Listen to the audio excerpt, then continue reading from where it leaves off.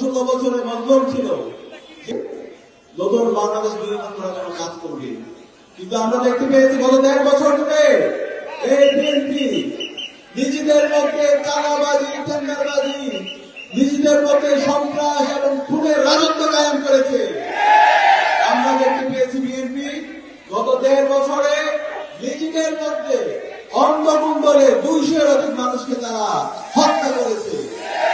সেই বিএনপি নিজেদেরকে হত্যা করে, নিজেদের মধ্যে অন্ধগুণ 200 মানুষকে মেরে ফেলে, সেই বিএনপির হাতে কিভাবে একটি রাষ্ট্র নিরাপদ হতে পারে? বেগম জিয়া, শহীদ জিয়ার যে বিএনপি ছিল, সেই বিএনপি এখন নেই। আপনার বড় বলবেন না, তারা একদম ছোট হয়ে গেছে। বিএনপি এখন কাপুরুষের মতো হয়ে গেছে।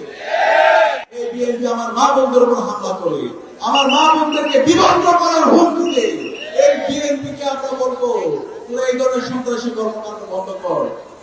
আমরা তারেক জিয়াকে বলবো, এই বিএনপিকে, বিএনপির সন্ত্রাসী যারা আছে, বিএনপি যারা চাঁদাবাজ, টেন্ডারবাজ এবং এই খুনের সাথে যারা জড়িত আছে, তাদেরকে আপনারা বিচারের আওতায় নিন। আমরা তারেক রহমানকে আহ্বান করবো, করেন আপনি কি জুলাইকে ধারণ করেন, নাকি আপনি জুলাইয়ের বিরুদ্ধে গণভোটের না এর পক্ষে আপনি অবস্থান নিচ্ছেন?